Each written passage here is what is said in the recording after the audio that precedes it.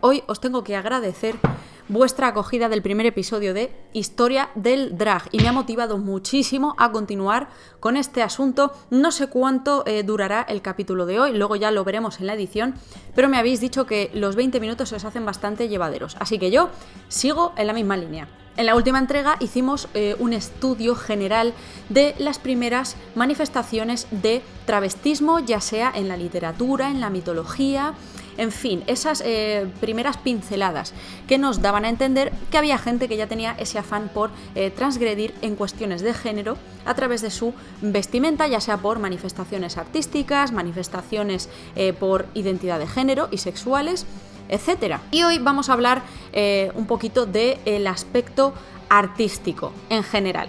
Os vais a dar cuenta de que vamos a hacer alusiones a la comunidad LGTBI, sobre todo a la comunidad homosexual y gay en concreto, pero no olvidemos que también existieron, como muchos me habéis dicho en comentarios y en algunos mensajes, drag kings, es decir, mujeres vistiéndose de hombres. Así que no olvidemos este asunto, señoras y señores, y vamos a montarnos en el DeLorean. ¿A dónde vamos, Doc? Bueno, pues vamos a ir a los años 20-30 en el contexto en la ciudad de Nueva York. Sobre todo en Norteamérica, que fue donde se empezó a desarrollar de una manera radical todo este mundo alrededor de la subcultura gay. Estamos en un momento de la historia en el que hay muchas libertades, se está avanzando en materia de derechos humanos, derechos civiles, pero hay un momento clave y es en el contexto de la ley seca, que como sabéis fue una época en la que se prohibió beber alcohol en Estados Unidos. ¿Qué pasa? Bueno, pues que empiezan a surgir, como todo en esta vida, cuando se prohíbe algo, ¿qué pasa? Que todo el mundo quiere ir ahí a poner el hocico y todo el mundo quería saborear las mieles del alcohol y se reunían en clubes a lo largo y ancho de todo el país, en clubes llamados speakeasies, también llamados Blind Pig o Blind Tiger, y eran sitios en los que se reunía la gente pues para beber ahí y pasárselo bien. Y este es el contexto en el que se empiezan a desarrollar estos clubes en los que se producen esas transformaciones, esas manifestaciones primigenias drag. Entonces, si hace un siglo se habían quedado relegados a los bailes de máscaras de Nueva York, en lugares como Greenwich Village o Harlem empiezan a surgir y a manifestarse todos estos shows, todos estos números artísticos que hacían que la gente se sintiera más familiarizada con el tema. Sobre todo, y muy importante, sin tener en la cabeza continuamente que es que eso es, bueno, pues es que es un pecado, madre mía, ¿qué está pasando aquí? Un inciso, cuando veis que sujeto esto es que yo voy marcando lo que voy diciendo en el guión, ¿vale? Y a veces que ya se me queda en la mano, pero me hace sentir más segura yo aquí, agarraica al lápiz como si fuera un gorrión. Y la expresión pública de la homosexualidad estuvo perseguida y castigada, por eso se desarrolló en clubes nocturnos, en cabarets, etc. Personajes notorios de aquella época fueron, por ejemplo, Jean Malin, que si bien es cierto que no tenía un espectáculo drag tal y como lo concebimos, hoy en día no se vestía de mujer, sino que mantenía un look masculino con un smoking. Since the world began, the girl expects the man to bring her tokens of his love. Some bring bags of gold, their lady... Pero haciendo de un personaje explícitamente gay, y esto en esos momentos era revolucionario. Recordad que estamos hablando de las primeras manifestaciones, de esas semillas, ese germen que hizo que todo se desarrollara posteriormente. O con Bert Savoy. Un concepto que tenemos que tener presente es el concepto de camp.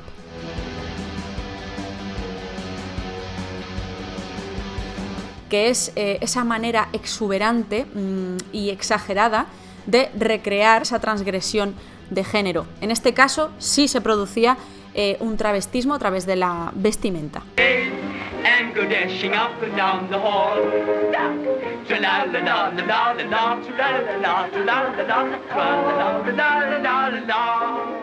Muchos otros artistas se ocupaban de estar siempre recalcando que solamente lo hacían como algo que formaba parte del performance y que no tenía absolutamente nada que ver con su inclinación sexual. Pero este personaje sí que dice abiertamente que es gay, que es homosexual y que además realiza este transformismo de una manera exagerada y despampanante. Tenemos a Bruce Fletcher, que fue el padre del argot gay. ¿Os acordáis de cuando hablamos de la época victoriana? Que si no habéis visto esos episodios os los dejo en la cajita de información.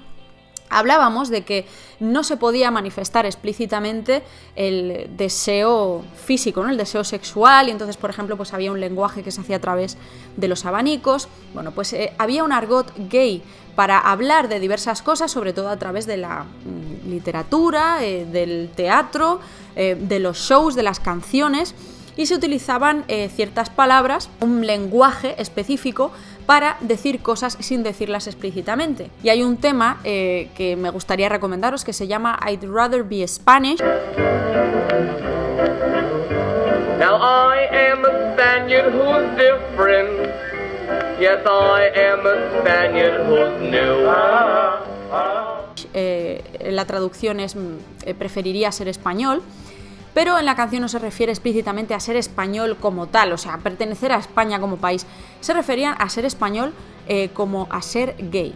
Y como esta, muchísimas más canciones que tenían esos giros, ¿no? y ese lenguaje que te decía cosas pero no te las decía, ¿no? Entonces, por eso Fletcher queda aquí como figura icónica respecto a este slang homosexual. Además, seréis conscientes, sobre todo si veis RuPaul's Drag Race, y siempre hago referencia a lo mismo porque es algo mainstream, es algo con lo que hemos tratado de manera cercana, que la cultura drag ha empezado a visibilizarse a través de este show. La mayoría de la gente que conozco lo ve y de una manera natural, ¿no? Y de una manera normal. Hace muchos años la subcultura drag, el arte drag, se veía como algo de baja alcurnia, de gente que tenía problemas sociales, que se drogaba, que estaba metido en movidas turbias, ¿no? Yo entiendo que mucha gente joven que me esté viendo ni siquiera se lo haya llegado a plantear, pero esto es así de cierto. Tenemos a Carol Norman o a Ray Bourbon.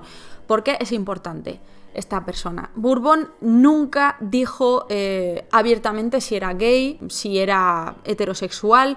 Siempre manifestó su deseo por ambos sexos, pero nunca se definió siquiera como bisexual. Así que aquí tenemos también un personaje icónico cuya visibilidad también ayudó a concebir las orientaciones sexuales como algo absolutamente libre y amplio, no categorizado únicamente en, pues ya os digo, heterosexual, homosexual y tal. En el caso de mujeres que practicaban este transformismo, pues tenemos a Madame Spivey o Gladys Bentley.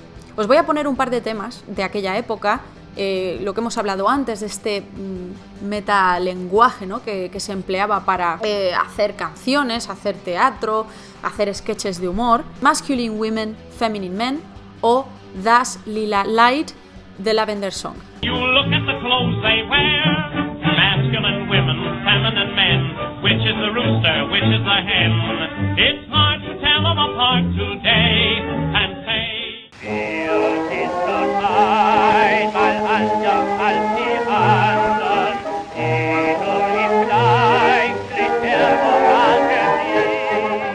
han tardado muchos años en visibilizarse como algo lícito, como algo normal, ¿vale? Lo que se concibe por normal, ¿vale? Un heterosexual, alguien heteronormativo, no ha tenido que enfrentarse, ¿no? a estas luchas y a este intento por ser seres humanos, al fin y al cabo. A raíz de, bueno, pues de toda esta revolución y todas estas manifestaciones aquí y allá, de que la gente lo vea como algo cool, ¿no? Algo guay, ilícito.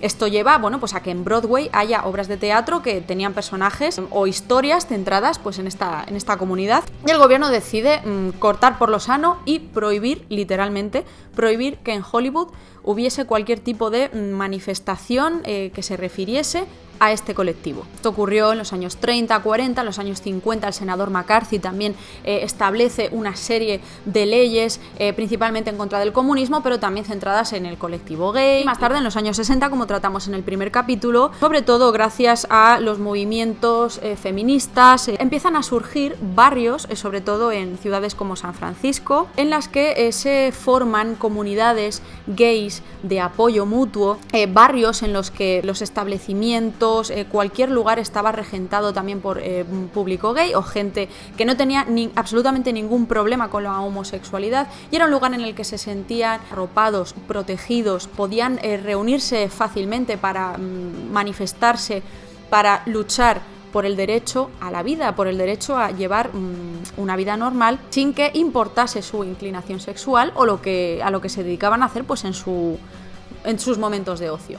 Y esto ya nos lleva irremediablemente a la década de los 80 y de los 90, donde surgen las drag houses, las casas drag. Ahora es cuando vamos a ir totalmente al quid de la cuestión, ¿no? Al objetivo de este vídeo, sobre todo porque sé que mucha gente sigue obviándolo y sigue sin darle la importancia que merece. Y así poder dar visibilidad a un colectivo que ha estado durante muchísimos años, incluso actualmente, perseguido y subestimado por la mayoría de la gente. Tú imagínate que eres negro, que eres latino y que además eres homosexual. Ya te has llevado el full pack, ¿no? del rechazo social.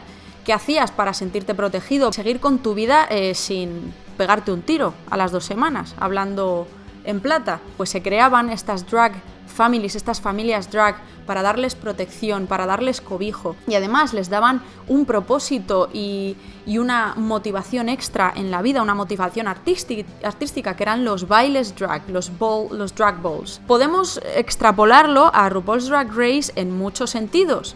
Muchas de las cosas de las que os voy a hablar os van a sonar totalmente e incluso las vais a entender muchísimo mejor, como me ha pasado a mí. Eran concursos en los que se competía por ser la mejor reina, ¿no? La mejor queen. Había muchísimas categorías, recibías un premio, tanto a nivel económico como un trofeo gigante, ¿no? Eran una especie como de concursos de belleza, pero incluían todo tipo de habilidades, humor, sobre todo vestimenta y aspecto, y baile. El baile era importantísimo y luego vamos a hablar más en profundidad de este tema porque os vais a quedar flipando. En estas comunidades también llegan jóvenes disconformes con su género, entonces funcionan como casas de protección, incluso se hacían colectas económicas para poder facilitarles las operaciones, porque imaginaos vivir en una sociedad en la que no encajáis en esencia, porque al final tu identidad sexual eres tú mismo, ¿no? Y tu orientación sexual eres tú mismo. Entonces imaginaos estar viviendo en las sombras. Entonces estas drag houses les daban esa protección que las familias no les habían dado. La mayoría de estas houses están en el noreste de Norteamérica, siendo las más importantes, por ejemplo, pues las de Filadelfia, las de Nueva York. Por eso, y aquí tenemos otro dato interesante, RuPaul, cada vez que viene una drag queen, viene y habla de, bueno, pues de su drag family, de su familia drag, se refieren exactamente a eso, y además se refieren a la zona en la que viven como algo que les otorga orgullo, ¿no? Sobre todo, pues ocurre con Baltimore, ya os he dicho, pues con Nueva York sobre todo, ¿no? Nueva York ha sido el germen, ha sido esa chispa primigenia, ¿no? De la cultura y el arte drag.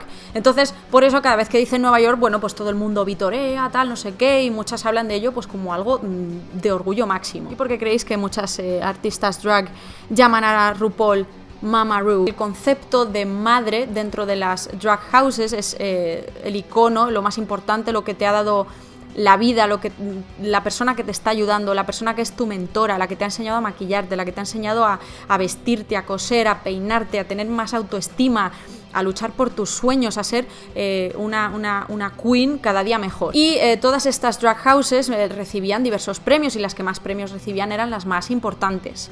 Estas drag houses hay muchísimas, pero las más importantes pues tenemos la House of Ninja, la House of Miss Raji, la House of Extravaganza, etcétera, etcétera, y muchas queens adoptaban el apellido de estas houses en su nombre artístico posterior. En estos bailes compites y eres juzgado duramente, tanto por el MC, ¿no? Que es la persona, que es el speaker, que está con el micrófono, que está continuamente comentando cómo es tu look, cómo es tu actitud, además de una manera amplia, subjetiva, o sea, no creáis que esto se hace de forma académica, o sea, esto era un show en toda regla. El público también vitorea y grita, ¿no? Y tú vas caminando, la gente se tira a tu lado, te gritan a la cara, si no les gusta tu aspecto te lo van a decir.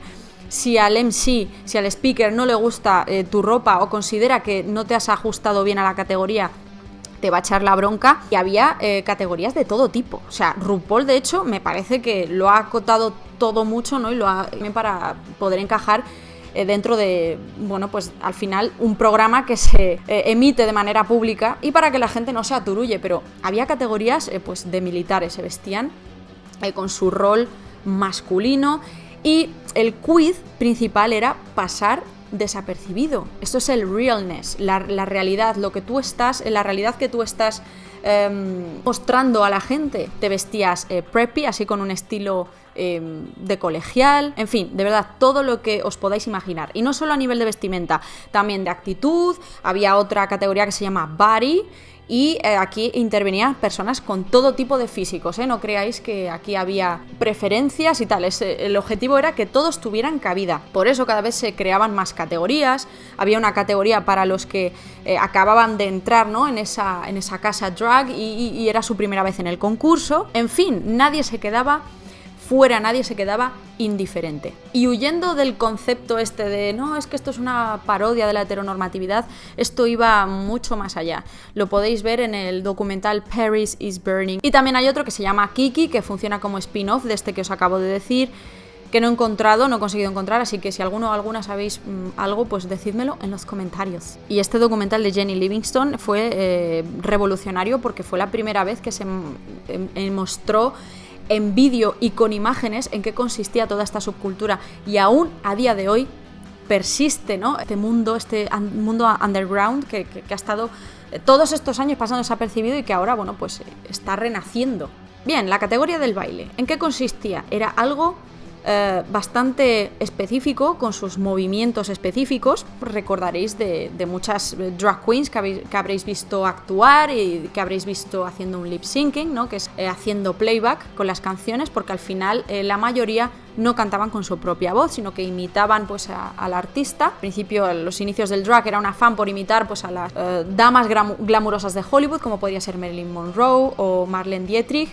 Y posteriormente se intentaba emular, bueno, pues a las modelos. Empieza este estilo de baile llamado voguing, que al final intentan emular pues los movimientos de las modelos y las poses en las fotografías y en las pasarelas. El padre del voguing es el fundador de la House of Ninja. O sea, esto se nos tiene que quedar grabado a fuego en el cuerpo y en el corazón, porque al final fue la manifestación artística que hizo que todo se cohesionara de una manera más fuerte, porque ya os he dicho que había muchísimas categorías y tal, y al final era difícil establecer, bueno, pues una serie de límites, ¿no?, que definiesen bien en qué consistía el arte drag. Tenemos el duck walk, ¿vale?, que muy agachados y prácticamente haciendo cuclillas vamos caminando y nos recuerda pues a los movimientos de un pato. Tenemos el catwalk, que vamos desfilando pues emulando a las top models, ¿no?, en la pasarela. Tenemos movimientos con las manos dentro del voguing, que esto es todo un arte y ha influido de manera brutal en el baile urbano, que posteriormente Madonna extraería del documental que os he dicho, Paris is Burning, y ella lo llevaría, bueno, pues a un tema que se hizo archiconocido, que incluso hacía esos movimientos con las manos, que mucha gente ha acusado como de apropiación. No sé cuáles son vuestras impresiones, decídmelo abajo. Tenemos el floor walk, trabajo de suelo, o spins and dips, o también llamado death drop, que es este momento en el que tú te caes hacia atrás y dejas una pierna arriba y la otra en el suelo. Y bueno, pues hay todo tipo de death drops, hay algunos que son más radicales, no más boom, más fuertes, y otros pues más suaves, y al final la combinación de todos estos movimientos era el voguing, ¿no? Y las queens tenían que demostrar todas sus habilidades con su traje, con su maquillaje, con su todo, y demostrar que eran las mejores, ¿no?, y las que eran capaces de darlo absolutamente todo, expresarlo todo de manera fluida, y que se te viera sobre todo con confianza en ti misma, porque el mundo del drag es muy competitivo y muy duro. Ya os he dicho antes que en estos balls el jurado era absolutamente implacable. Todos estos jóvenes desfavorecidos de minorías que habían estado rechazados por sus familias llegan a las drag houses y empiezan a encontrar un objetivo en su vida. Quieren ser las mejores queens, quieren mejorar día a día, quieren hacer el mejor traje, quieren centrados en una cosa que les sacara de todos esos pensamientos, en muchos casos suicidas o de depresión, que les provocaba el rechazo social hacia su orientación sexual y su modus vivendi. Al fin y al cabo, lo que se considera como masculino o femenino, o lo que se concibe como tal o cual cosa, es una construcción social e histórica determinada por hitos y vivencias y movidas, Y yo creo que cuando digo comportamiento típicamente masculino o femenino, nos entendemos. Tenía miedo de cagarla con muchos términos y cosas que decía, porque en ningún momento quería faltar el respeto a nadie, ¿vale? Porque esto es un tema muy sensible para muchas personas y quiero hacerlo de una manera respetuosa y rigurosa.